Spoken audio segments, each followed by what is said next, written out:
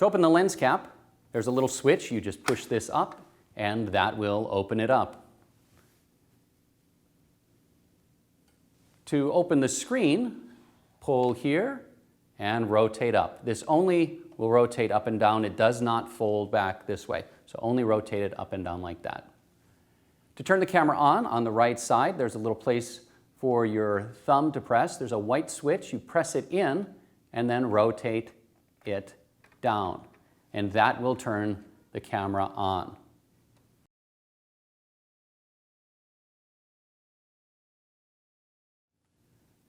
After your camera is on, you're going to want to set the record format. To do that, you press the menu button on the bottom, or you tap the screen, and that will bring up your on-screen menu, and you can tap your menu button there. And then you will set your system mode. In the system mode menu, you can change your record format. Here's where you can shoot from 4K ultra high definition down to full HD. If you're wanting to do any overcranking, you're going to need to set it to the full HD mode. When choosing different modes, you may need to change the frequency rate. And it's going to ask you, restart the system to change the frequency rate. Then click yes, give it a moment, and it'll cycle through and come back on in the new frequency.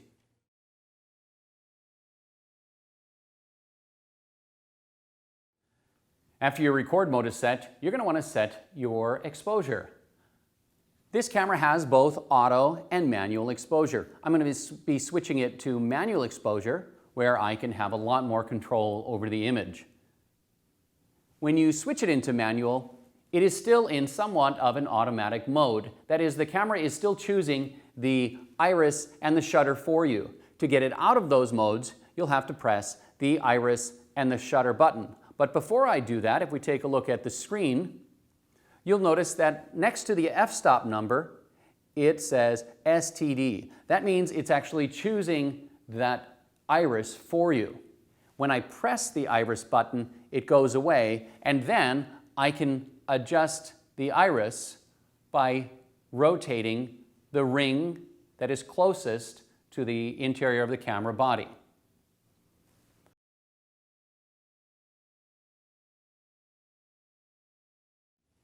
On the screen, it indicates whether or not it is in auto or manual shutter.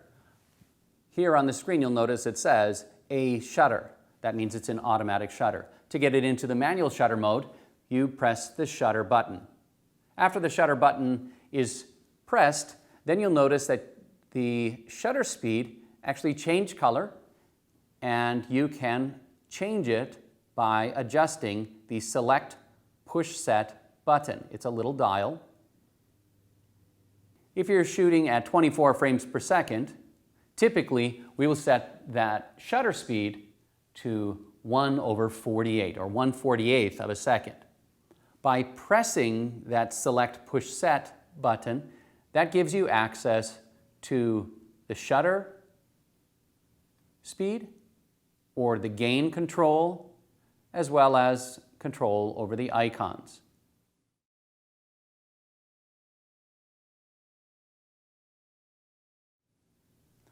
To select the gain,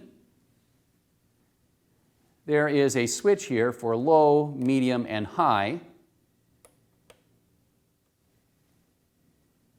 Or you can set it inside the screen menu by pressing the select push set button when gain is highlighted. And that's how you can make micro adjustments. I have this camera set so that that gain indication is actually changing the ISO number. And again, the higher the ISO number, the more sensitive it will be to light, but also the grainier that picture will get. The starting ISO for this, or the lowest ISO for this camera, is 500 ISO.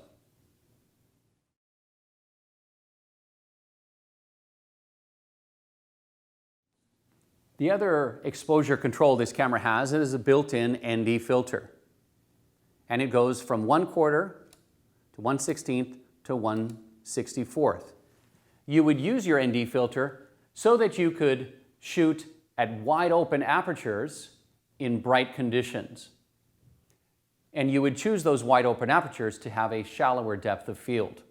Or you could use the ND filter if you want to use a slower shutter speed while still being in a very bright location.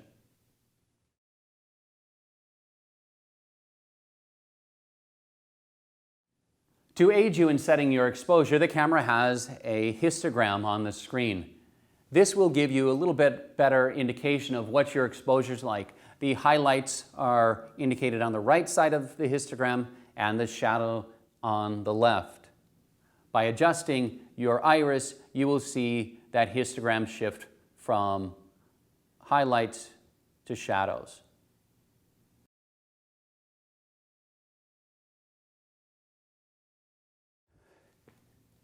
After your exposure is set, you're going to want to set your white balance.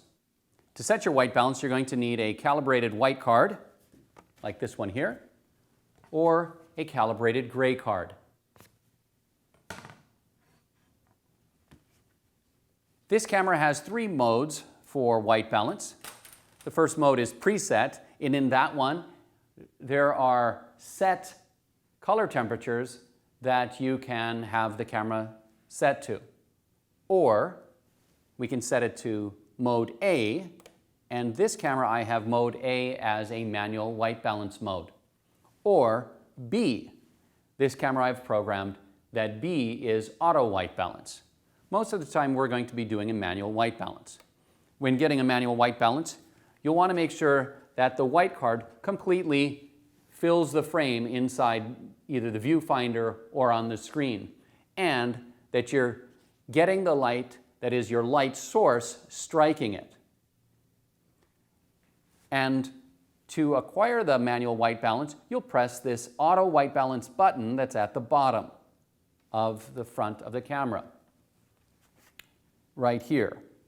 So with the white card targeted, I press the auto white balance button, and the screen will go blank for a moment, and then it will tell you whether or not it has acquired a white balance.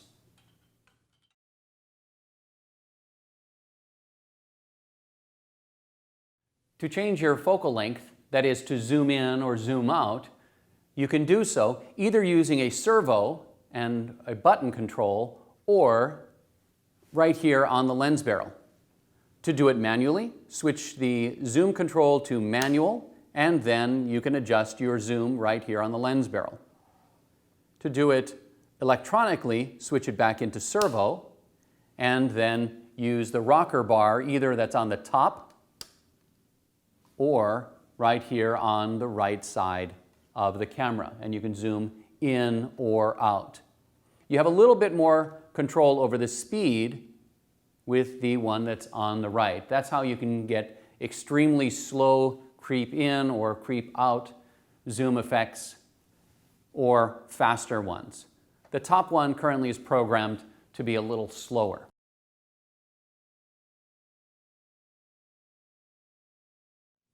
The camera has different options for focus. There is both auto and manual focus. There's a switch here for auto, manual, and infinity focus. In the manual mode, which is the mode you'll use most of the time, you can press then focus assist to get a little more help with focus. What it will do is it will zoom up a particular section, and while you change that focus ring, what is in focus will have some red edges to them. Those red edges indicate that it's in sharp focus. When you are recording, that zoomed up section goes away, but the focused assist is still functional, and it will still tell you when something is in focus. That is a very useful tool when you're trying to do rack focus. One of the most useful tools when it comes to focus is something called area focus. And this is done in the manual focus mode, but what you do is you press user button 4, and that will engage the area focus, and it's essentially a tap focus. So on the screen, you can tap an area to focus, and this is extremely useful for things like rack focus. Now, it will need, just like all autofocus, it'll need something that has some contrast. So I'm going to rotate this and show you how that works with the tap focus. I'm going to go ahead and set this camera to area focus mode. To do that, I'm going to press user 4, and that brings up a crosshair and says area mode on. And then anywhere I tap, it will focus at that distance. Now, when it is in the area mode, you still have full control over your focus ring, but you can also go back and tap. Now, be mindful when you're tapping the screen, you should do it gently, because when you tap it, it could shake the camera, and you might notice that a little bit when I'm tapping the screen. So you want to try and do it as gently as possible, yet firmly on the screen. And that is the area focus mode. To disengage it, all you need to do is press user 4, and that will disengage the user setting of area focus mode.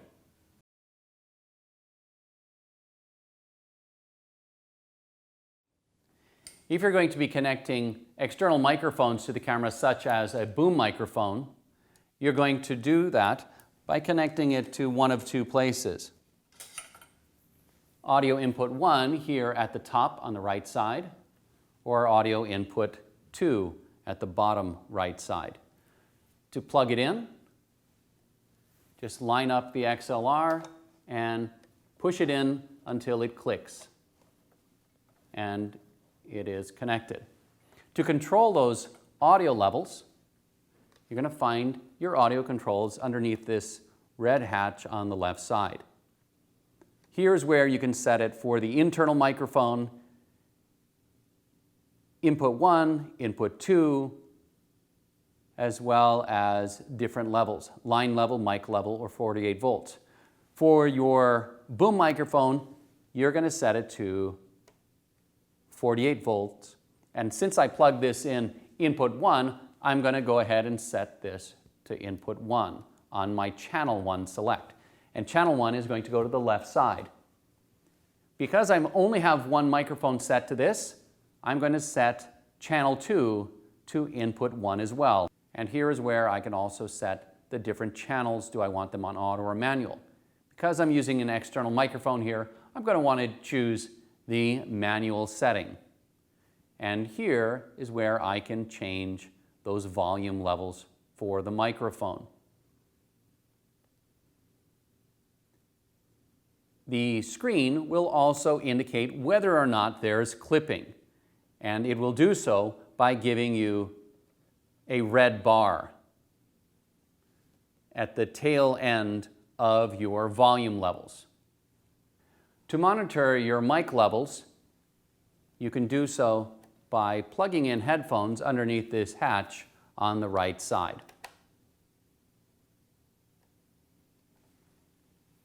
When you do plug in headphones, the screen is going to indicate what level it is currently set at for your headphone level.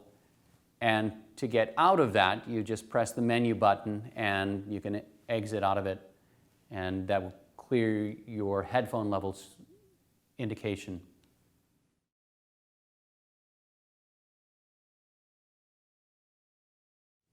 If you need to change the battery during a shoot, you can access the battery through this hatch at the top. Press this button and this little hatch will slide open. To eject the battery, there's a battery button that you press and the battery will pop out. Then you can remove the battery and replace it with another one. To put the battery in, press it in till it clicks and close the hatch.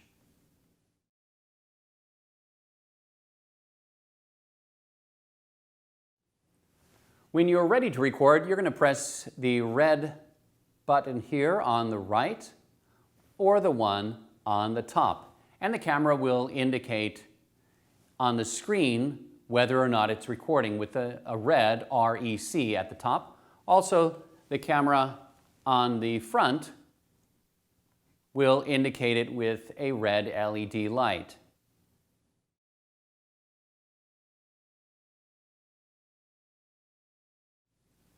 To play back your footage, there's a little hatch at the top that opens up, and then you can press thumbnail.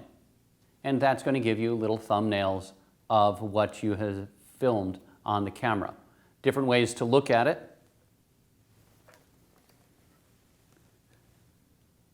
But also, depending on what you were filming in, what format you were filming at, you might need to change to see what else is on the card, whether you're shooting an MP4, AVC HD, MOV, and depending on the size. So if you are certain that you filmed something but you can't find it, you might need to double check what mode you may have filmed it in.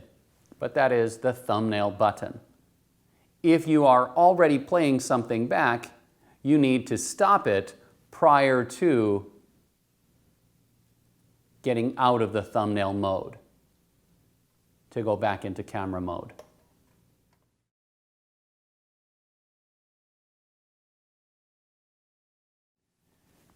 Lastly, when you're finished filming and want to pull the SD card out of the camera, you slide back this little hatch here next to the audio hatch, and you can see you have access to your SD cards. Press the SD card and it will slide out. And then you can put this in your computer and begin editing.